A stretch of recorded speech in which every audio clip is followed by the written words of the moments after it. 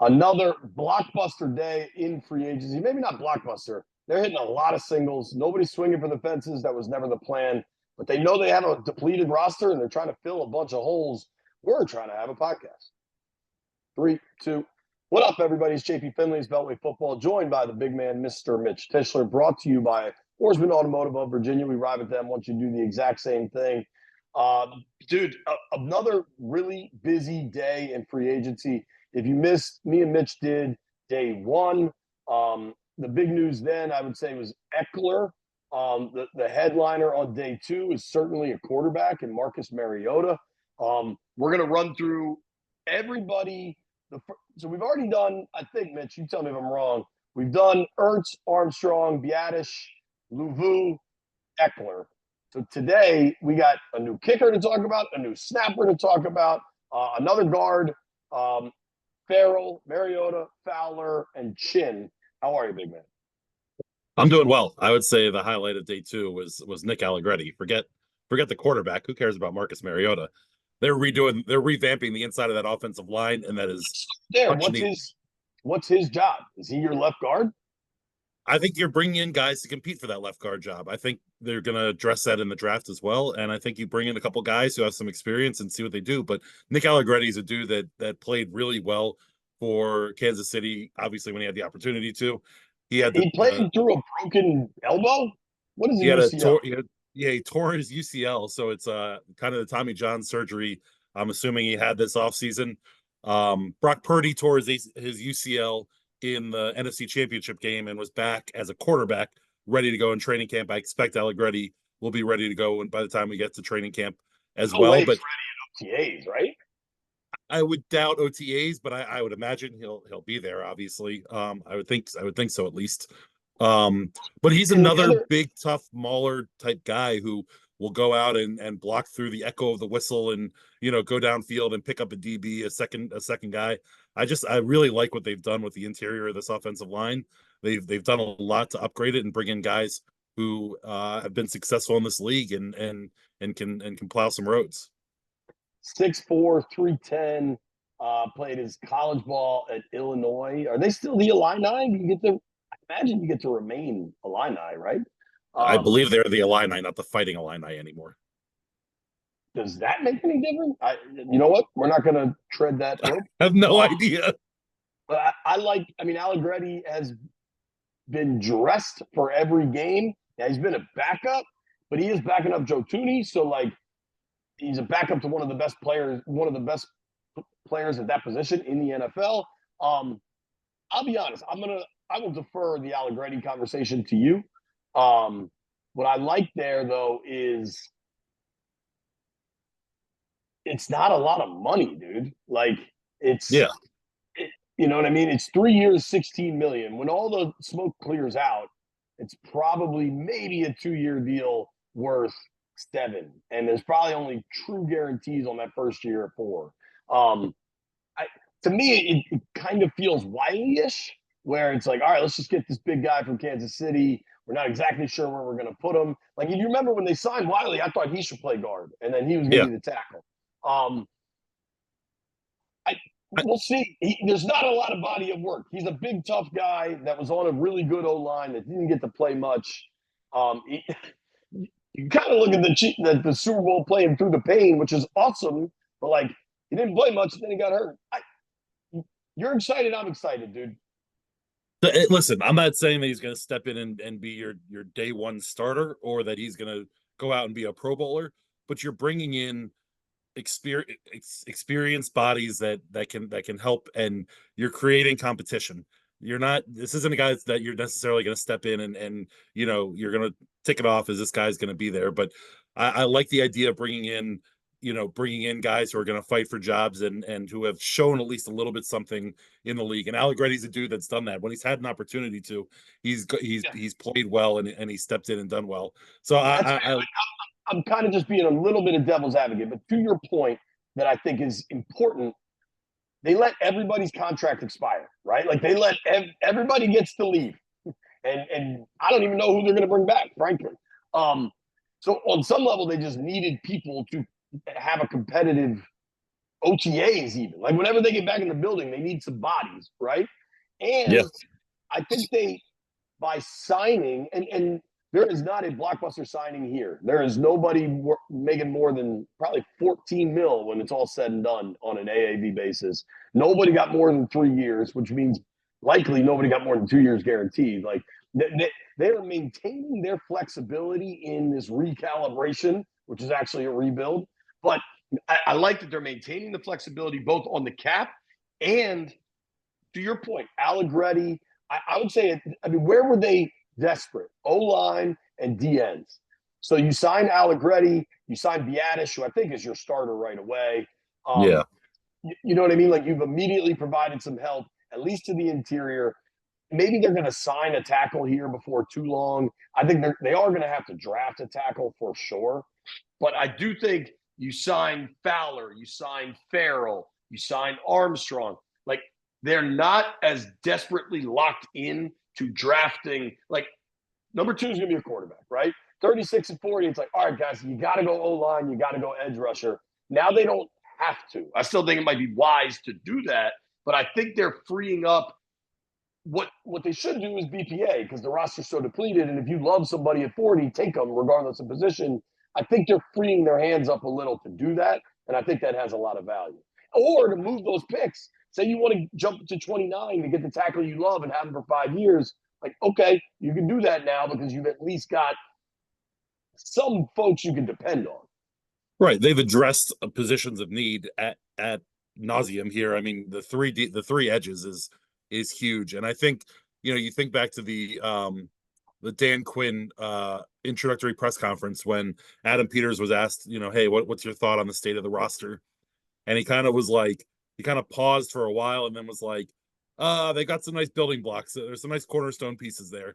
And I think you're seeing Adam Peters and Dan Quinn put their stamp on this roster because they're not re-signing any of the free agents that were on the team last year, and they're going out and getting a lot of these kind of mid-20s guys who are just off their rookie deals, who have a little bit of NFL experience, but haven't necessarily had a chance to maybe break out per se, and are going to have an opportunity to not be given a job, but to fight for a job. I like Dorrance Armstrong, Cleveland Farrell, and Dante Fowler all coming in because you need a rotation of edge rushers that can go. You can't have guys that are going to be on the field for 65, 70 plays at a time. And you're bringing in both guys that have played in the league, have been successful in stretches, and can rotationally run through there. And so I really like kind of across the board, even when you talk about the Marcus Mariota signing, at quarterback. I'm sure we'll get into a Mariota, Sam Howell, QBX, discussion, but they're bringing in guys who can reasonably step in and play the game of football without a massive drop off from whoever the starter may be to the number 2 guy. I don't know about Mariota, but yes, I tweeted this out yesterday. On Monday morning, the Commanders roster had 2 defensive ends, period, with a combined 5 NFL starts. That was Monday morning. By Tuesday evening, they had signed 3 veterans with a combined 100+ NFL starts, right? So, like, Carver, smile for the people on YouTube. So I just think giant gaping hole at the end because of previous roster construction, and they addressed it. Now, I don't know that any of those dudes are that good. Farrell can help you. Farrell can play all 4. He can be on the field all 3 downs, right? All 4 downs, whatever. I think Armstrong can. I think they're hoping Armstrong can. I think Fowler's pretty much just a pass rush specialist at this point. But whatever, those guys all know Dan Quinn. I've heard some is Dan Quinn running the show too much? I think that's asinine. That he signed a couple people off of Dallas defense. 1 that was really good, and 2 that he knows to build his defense. Not to mention he hired his D coordinator from Dallas. Like that theory to me is silly. If you question the level of familiarity, I could kind of buy that a little bit. I think that's really fairly common. And one thing I like is how wide the net is of all the coaching staff that came in. So the familiarity is going to be wide. Like we both kind of think Anthony Lynn played a role in Austin Eckler coming to town. Like Brian Johnson had to have played a role in Marcus Mariota coming to town. Well, dude, a day later, like sleeping on it, like I don't know from like Eckler was like a top 5 fantasy pick, right? Like I don't know that that's the case here now, but I am if it the old Bentley's days, one in, one out, right? Because the bar is just too damn packed. So you can't, nobody can go in until somebody leaves. If it's one in, one out, and Antonio Gibson, Austin Eckler, sign me up, man. Like Eckler's better. He's been better. He's a proven track record. I think last year he was kind of beat up.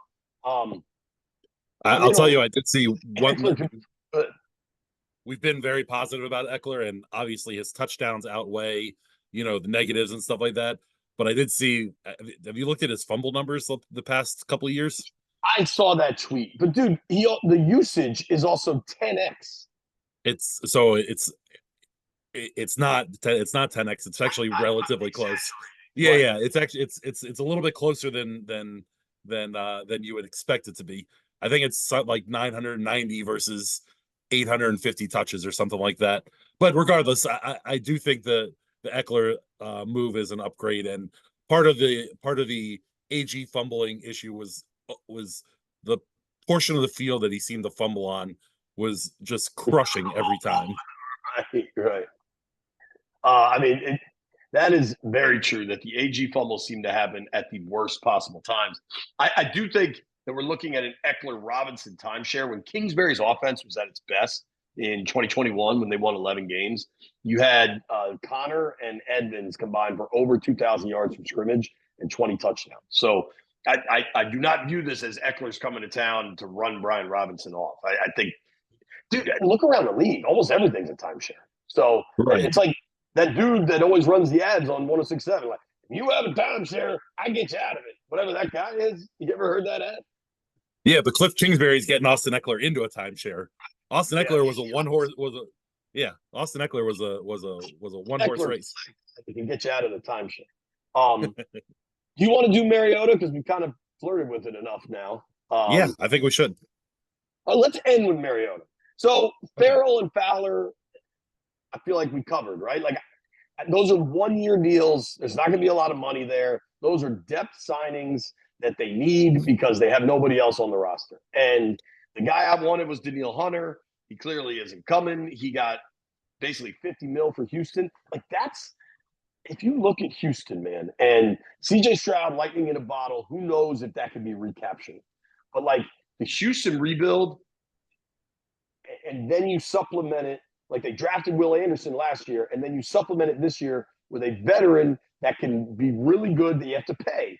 Like that's where spending big in free agency makes a big difference. Like I don't know that Houston can't get to an AFC championship game if Danielle Hunter's giving you 15 sacks and Will Anderson, what do you go for 9 his rookie year? Like, yeah, we don't know that, but that's where spending big makes sense. I like Danielle Hunter a lot as a prospect because I thought he'd get a deal like that. I didn't think he'd have to go 5 years or anything.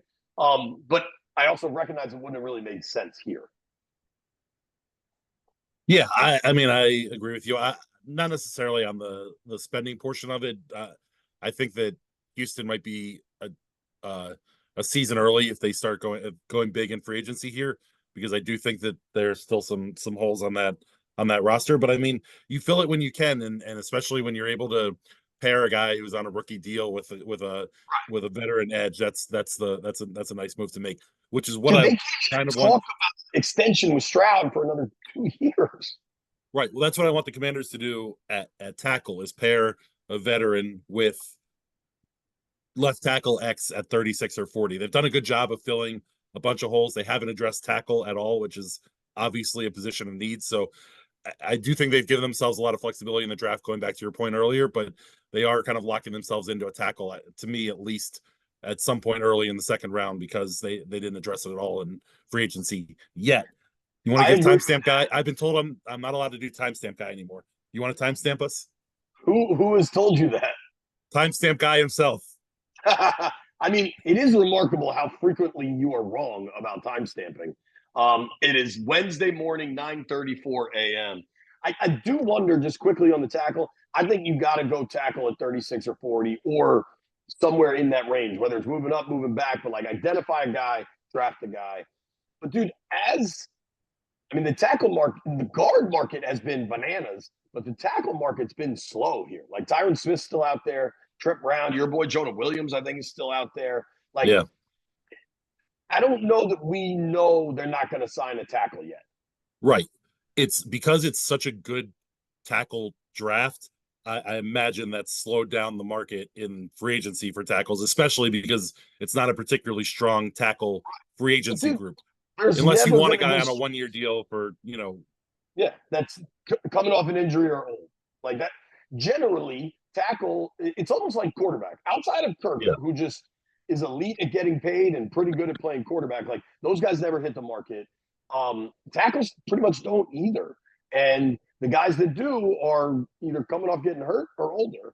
And that doesn't mean Washington can't sign one of those guys and hope it breaks right this year and maybe has to.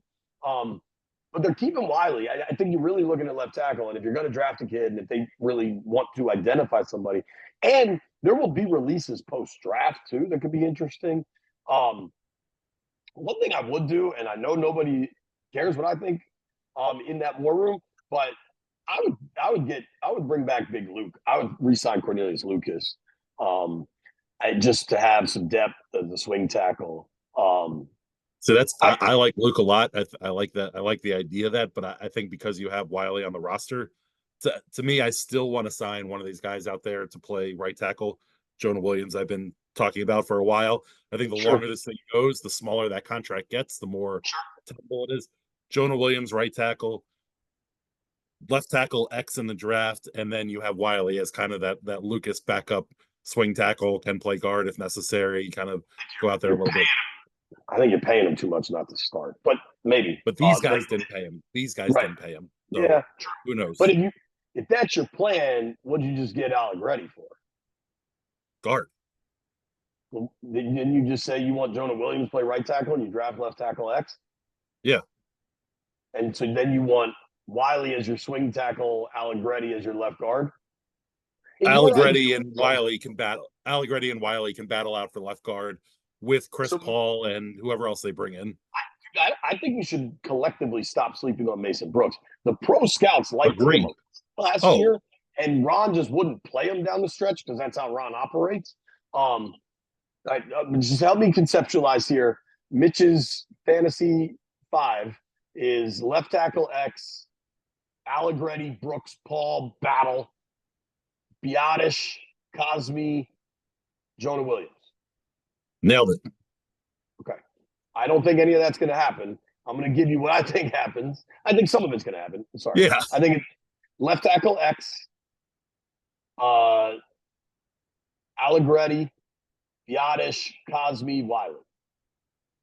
So the only thing you have difference is right tackle. Well, and then I don't have a left tackle X, a left guard X battle. I think You think I think Allegretti's the starter? You think Allegretti's the starter? Here's the thing. I think yeah, Allegretti certainly has the inside lane to be the starter, but by no means it's either the contract or the signing. injury. Yeah, Yeah. I like. Listen, for 4 years under Ron, he preached wanting to have competition at positions. There was no real competition essentially across the board. Every training camp we walked in and we're like, we know who 48 of the 53 guys are going to be on this roster, and there's a battle on the back end. I think just looking at what they've been doing so far, these guys are going to be on the roster, but I don't know that you can point out that this is 100% going to be the starter. And I think they're going to let these guys play it out on the field and see what happens. Certainly, the guys who signed, who are new signings, are going to have the inside edge to the starting track. But like you said, there's Mason Brooks, there's Chris Paul. If they want to play Wiley inside a little bit, In Tennessee, I think. If Sadiq can stay healthy, he could be probably a Pro Bowl guard. I just feel like we've kind of seen enough that I'm not sure he can, but you never know. yeah, I mean, that stuff could change. Looks Bill like Callahan Kendall's works magic down there. sure. Looks like Kendall might sign in Miami. All right, here's what I want to do. There's one guy we haven't discussed. I want to do. We got to do Jeremy Chin also. So that was my one guy. We're gonna go Chin, pair of specialists, quarterback. Chin, I like. I mean, if you go back, I mean, how different was the universe? Go back to 2020. The defensive rookie of the year debate was Chase Young or Jeremy Chin that year. Now, Chase didn't make it to the end of his rookie contract with the team that drafted him. Chin, the Panthers were had no problem letting him walk after his rookie deal. He had injuries were a big factor in Carolina, but he started really hot. There is a playmaking, really good tackler in there. I actually like this signing. Maybe two of my favorite signings, and some of this is leaning in on what I've been told by people around the league at how good DQ is in figuring out how to put pieces together. That's why I like the Luvu signing remains my favorite of the offseason. And this Chin thing, I don't know that it will work. I do not think Chin is a replacement for Cam Curl. You said this earlier about the tackle market, about how the longer this goes, it continues to dwindle. Now, let's remind ourselves, it's only Wednesday morning. The new league year hasn't even officially begun. Like, we're still very early in this. But I think it's kind of similar with the safety market. And Curl, as a lot of veteran safeties got released, his name kind of got bumped down the list as far as who's best available. McKinney got paid, but you still have Justin Simmons out there, I believe.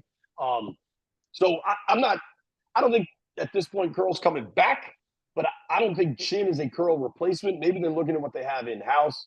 I don't know enough about the Curl situation, but I think we're getting to a point where his AAV is not even double digits. Still a lot of money, but not even double digits. I just think Chin, you can't line him up at safety and think that's the answer. I think he is a movable part that needs to be used really well in like sub packages.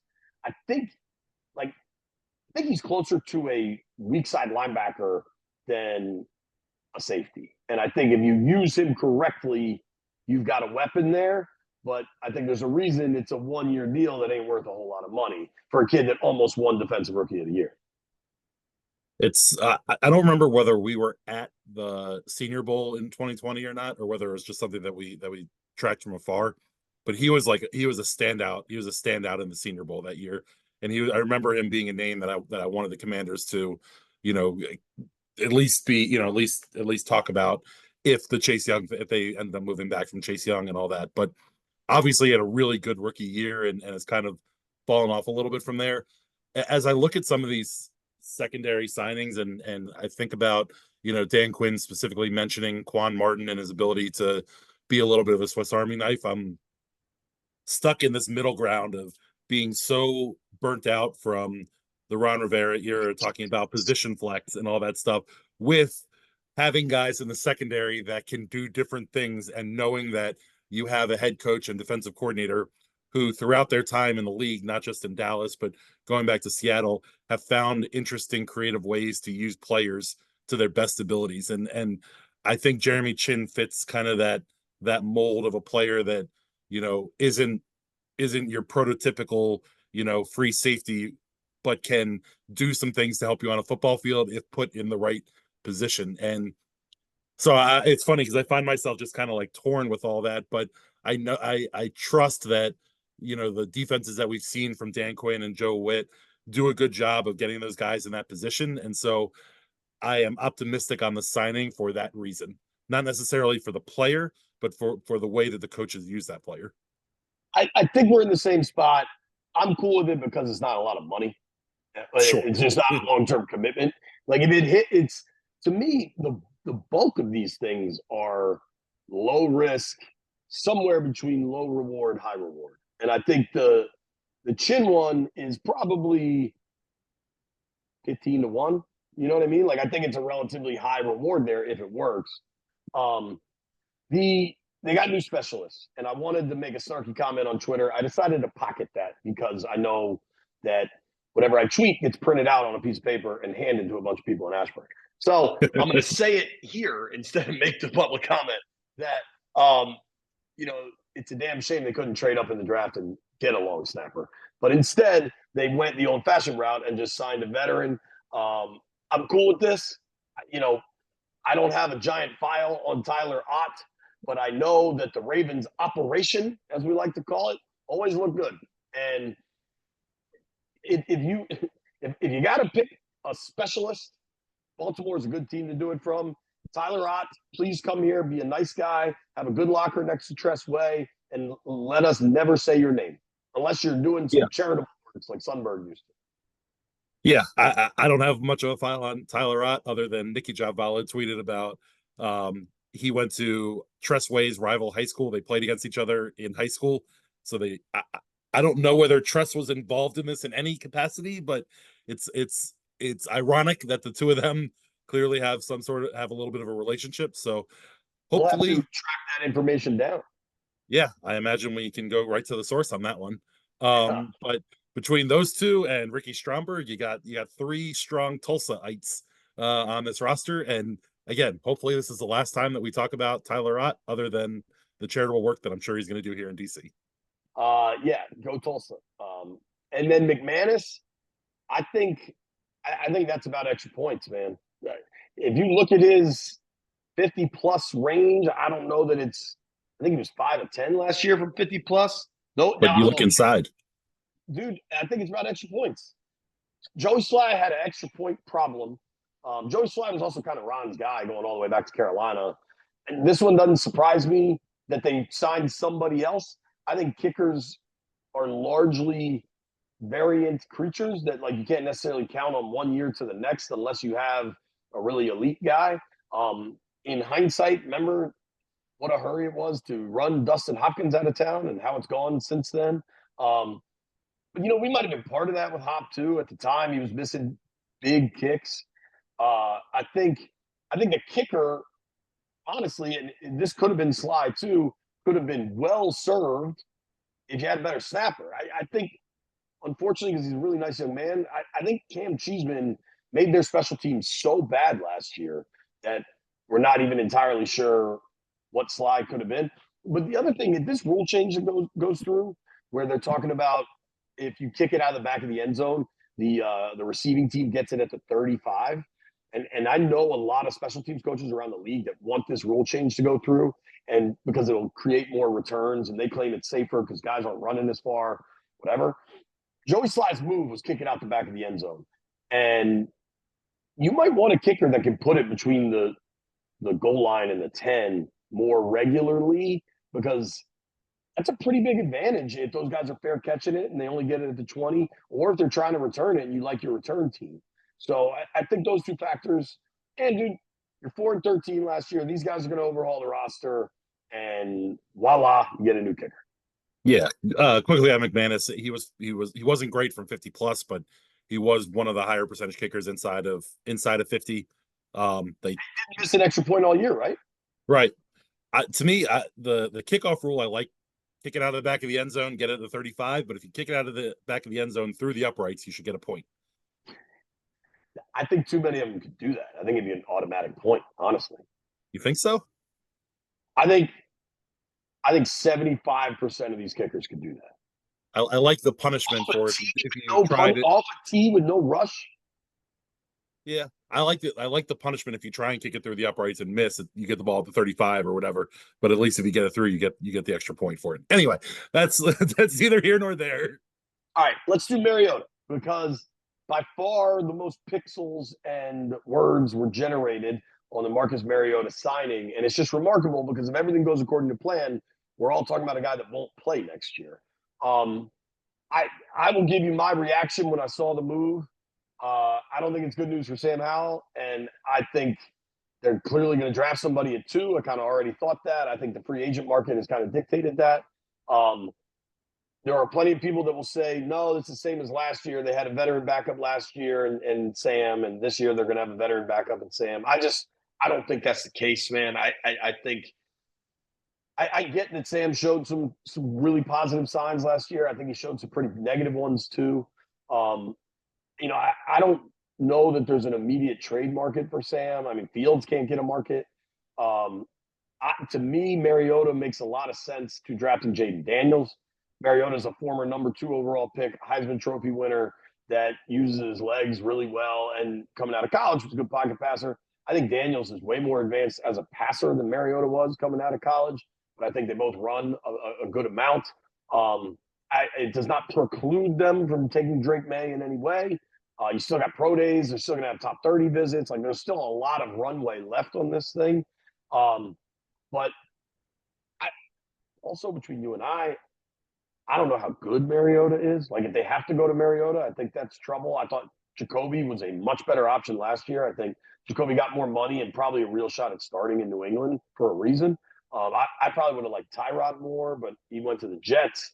I get that they needed a veteran backup, and as veteran backup roulette was going on, they needed to grab somebody. Plus, you got the Brian Johnson thing. Coming from Philly, I think Johnson clearly knows that Mariota is good in the room, and there was some question about that, the way things ended in Atlanta. So they got their veteran backup. I think we all hope he doesn't play. Yeah, certainly hope he doesn't play. I hope it's the whatever the number 2 pick is. We both have been agree that that's probably what they're going to do at 2.